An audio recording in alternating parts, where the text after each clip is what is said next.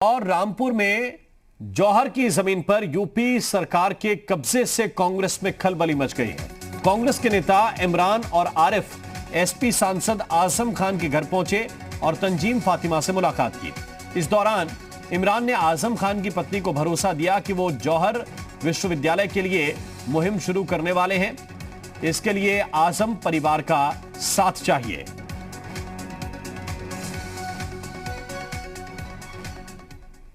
जौहर university को बचाने के लिए किस तरह से तहरीक शुरू की जा सकती है, इंशाल्लाह मैं कोशिश करूंगा कि उस पर काम हो और देश भर का नौजवान जो है वो इस यूनिवर्सिटी को बचाने के लिए खड़ा हो, क्योंकि ये सिर्फ आजम साहब की यूनिवर्सिटी नहीं है, ये पूरे देश की यूनिवर्सिटी है, समाज की यूनिवर्सिटी है। तो जौहर के लिए ये कांग्रेस की मुहिम है और क्योंकि इसी विश्वविद्यालय पर जमीन हड़पने के बहुत सारे आरोप हैं, इसी मामले में एक आदेश आया कि जो तय नियम थे उससे करीब 70 हेक्टेयर ज्यादा जमीन पर कब्जा किया गया। यूपी सरकार के नाम दर्ज की गई वो ज्यादा जमीन, जो अतिरिक्त जमीन कब्जा की गई थी, उसमें से तकरीबन 70.05 हेक्टेयर जमीन वापस सरकार के नाम दर्ज की गई है। और अब कांग्रेस पार्टी के नेता पहुंच रहे हैं आजम खान के परिवार से मिलने, उनकी पत्नी से मिलने, और कांग्रेस पार्टी के नेता कह रहे हैं कि जौहर यूनिवर्सिटी के लिए मुहिम शुरू करेंगे। और बीजेपी प्रवक्ता हीरो वाजपेयी जी इस वक्त हमारे साथ जुड़े हैं। हीरो वाजपेयी जी, कांग्रेस पार्टी के लोग आजम खान के परिवार से मुलाकात कर रहे हैं, तंजीम फातिमा से मुलाकात कर रहे हैं और कह रहे हैं कि हम मुहिम शुरू कर रहे हैं जौहर विश्वविद्यालय के लिए, आप लोगों का समर्थन चाहिए। तो दोनों आपस में एक साथ हैं? देखिए, मुझे लगता है कि आजम खान के घर फातिमा जी से मिलने ओवैसी भी जा रहे हैं, कांग्रेस भी जा रहे हैं, इसका कोई किसी की संवेदनाओं से लेना देना नहीं है। 2022 के चुनाव को देखकर लोग ये एक माहौल बनाने की कोशिश कर रहे हैं उत्तर प्रदेश में, इसके अलावा कुछ नहीं। जो भी सरकारी जमीनें आजम खान के परिवार ने कब्जा की थी, सरकार उसे खाली करा रही। सरकार कस्टोडियन होती है जो जनता की संपत्ति है, तो उस दायित्व का निर्वाह योगी आदित्यनाथ की सरकार कर रही है और करती रहेगी। चाहे कोई भू माफिया हो, बड़े से बड़ा माफिया हो, जिसने भी अतिक्रमण अवैध निर्माण कर रखा है उस पर बुलडोजर चलेगा। कोई किसी से मिले, लोकतांत्रिक देश में सबको अधिकार है, कोई किसी से मिल सकता है, चाहे ओवैसी मिलने आजम खान के परिवार से जाए और चाहे कांग्रेस का प्रतिनिधिमंडल आजम खान से मिलने जाए, कानून अपना काम करेगा। क्योंकि यहीं पर हमने ये भी देखा हीरो वाजपेयी जी, कांग्रेस के कुछ नेता थे जिन्होंने आजम खान के खिलाफ आवाज बुलंद की, तो उनको साइडलाइन कर दिया गया, उनको पार्टी से हटा दिया गया।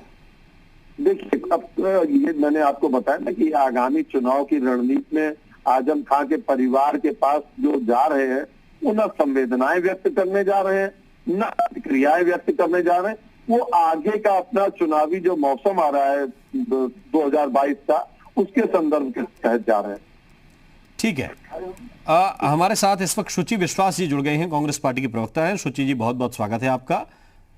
कांग्रेस पार्टी के नेता आजम खान की पत्नी से मुलाकात कर रहे हैं और वो कह रहे हैं कि मुहिम चलाएंगे जौहर विश्वविद्यालय के लिए और उसमें आजम खान के परिवार का साथ चाहिए, क्योंकि पहले कांग्रेस यहीं पर रामपुर में ये आरोप लगाती रही कि आजम खान ने जमीन कब्जा की, ये किया, चुनावों से पहले की बात मैं बता रहा हूं। और अब आप लोग समर्थन में हैं जौहर विश्वविद्यालय के और जौहर विश्वविद्यालय की मुहिम चलाएंगे। क्या पार्टी औपचारिक रूप से इसे कहेगी? देखिए, पहली चीज तो किसी का किसी से व्यक्तिगत रूप से मिलना या संवेदना व्यक्त करना ये चर्चा का विषय नहीं होना चाहिए। अगर उन्हें निजी तौर पर ऐसा लगता है तो उसके लिए पार्टी के समर्थन की आवश्यकता नहीं। दूसरी बात, भारतीय जनता पार्टी की जो एक काम करने की प्रक्रिया है कि बदले की भावना से ये बहुत सारी कार्यवाहियां करते हैं। या तो इनकी पार्टी में आदमी शामिल हो जाए, तब वो दूध का धुला है उसको गंगा जल है, तब उसके मुकदमों की भी माफी है, तब उसको भी पद प्रतिष्ठित किया जाएगा और तब उसके सारे गुनाह जो है वो छुप जाते हैं। तो इसमें इस पर्टिकुलरली इस प्रक्रिया में क्या उनका पॉइंट ऑफ व्यू है ये मुझे क्लियर नहीं, लेकिन अगर वो मिले हैं या उन्होंने अपनी संवेदनाएं व्यक्त की हैं या ऐसा कोई व्यक्तिगत वो मादा रखते हैं, तो इसमें किसी को कोई आपत्ति होने का प्रश्न नहीं है। क्योंकि राजनीतिक रूप से आप जरूर आरोप लगाएं, लेकिन जो पुलिस का कहना है, जो प्रशासन का कहना है कि वो तो जो शिकायतें मिल रही हैं उनके शिकायतों का निस्तारण कर रहे हैं। आपको ये बदले की कार्रवाई आजम खान के खिलाफ लग सकती है, लेकिन पहले अगर कब्जा हुआ तो वो भी तो नाजायज है। आपको क्या लगता है? देखिए, बुक्कल नवाब हो, नरेश अग्रवाल साहब हो या और भी दर्जनों में ऐसे नाम गिना सकती हूँ जो किसी ना किसी मतलब अपने आप को कहीं, ठीक है जमींदोज करने की उनकी प्रक्रिया है, मैं जौहर विद्यालय के फेवर में या किसी उनके व्यक्तिगत, क्योंकि जिस विषय पर मुझे जानकारी नहीं, जिस व्यक्ति के विषय में मुझे जानकारी नहीं, तो उस पर टिप्पणी करना भी अनुचित है। लेकिन मुझे लगता है कि उनके मिलने में या उनकी कोई ऐसी व्यक्तिगत राजनीतिक राय रखने में मुझे कोई दोष नहीं लगता, क्योंकि किसी को बेवजह हॉन्ट करना, क्योंकि कोई चीज जैसे मीडिया में होती है, कोई चीज बहुत डिस्कस हुई, चाहे रिया चक्रवर्ती का ही मैटर रहा हो, तो वो बहुत ज्यादा डिस्कस तो हो जाता है, लेकिन एक कॉन्स्टिट्यूशनल वे में क्या अपराध सिद्ध हुए हैं, क्या प्रक्रिया है, क्या समीक्षा चल रही है, क्या उसके नतीजे आएंगे, इस पे जब तक कोई स्पेशलाइज्ड अपनी बात को ना कहे तब तक मुझे लगता है अनर्गल है। नहीं, लेकिन कुछ बहुत ज्यादा व्याख्या या विस्तार के साथ मैं कहना नहीं चाहूंगी। शुचि विश्वास जी, बीजेपी का कहना है कि ये गठजोड़ है, चाहे आजम खान का हो या कांग्रेस पार्टी का हो, ये 2022 के चुनाव के लिए आगे आप लोग समीकरण बना रहे हैं आपस में मिलकर। देखिए, साक्षी महाराज के इतने भद्दे बयान आते हैं और भी दर्जन भर लोग हैं जिनके बहुत वाहियात स्टेटमेंट्स रहते हैं, जब हम उन पे टिप्पणी करना उचित नहीं समझते तो फिर मुझे लगता है कि यही कहूंगी कि व्यक्तिगत रूप से यदि वो मिले हैं, व्यक्तिगत रूप से यदि वो ऐसी राय रखते हैं, उनका कोई ऐसा सोचना है, तो आप इमरान प्रताप गोयल जी को फोन करें, वो बहुत खुद स्वयं उत्तर देने में बहुत सक्षम है। ठीक है, हीरो वाजपेयी जी क्या कहेंगे आप?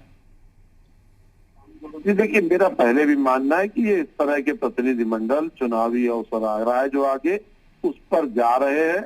अखिलेश यादव के साथ कांग्रेस लड़ी थी, अब अखिलेश यादव के खिलाफ लड़ेगी। ओवैसी साथ लड़ेंगे कि नहीं लड़ेंगे, कौन किसके खिलाफ लड़ेगा, ये आगामी चुनाव का सिनेरियो बताएगा। लोकतंत्र में सबको जाने का अधिकार है और सब जा सकते हैं कहीं भी, लेकिन ये जो उठापटक शुरू हुई है इसका मूल कारण केवल चुनाव है, इसके अलावा और कुछ नहीं। सब अपनी अपनी तरीके से इस मामले में जाने की कोशिश कर रहे हैं, उसके अतिरिक्त और कुछ नहीं है। मेरा पहले भी कहना है कि कोई ये व्यक्ति आधारित नहीं है, जो भी अतिक्रमण करेगा कानून अपना काम करेगा, चाहे वो बड़ा नेता किसी भी पार्टी का क्यों ना हो, कोई माफिया क्यों ना हो, सबके खिलाफ कानून अपना काम करेगा। योगी आदित्यनाथ जी की सरकार में कोई बख्शा नहीं जाएगा, चाहे कितना दबाव ये पार्टियां किसी के घर जाकर क्यों ना बनाए। शुचि विश्वास जी, ये दबाव बनाने की टैक्टिक है क्या एक? शुचि जी, आवाज मिल रही है आपको? लगता है कि आवाज नहीं मिल रही। बहुत बहुत शुक्रिया, बहुत बहुत धन्यवाद आप दोनों का अपनी अपनी बात रखने के लिए। शुचि विश्वास का कहना है कि इमरान प्रतापगढ़ी ने अगर व्यक्तिगत रूप से किसी से मुलाकात की और किसी के परिवार से कोई मिल रहा है तो इसमें कोई बड़ी बात नहीं है, लेकिन बीजेपी का कहना है कि यह चुनावी तैयारी 2022 की दोनों पार्टियां कर रही हैं।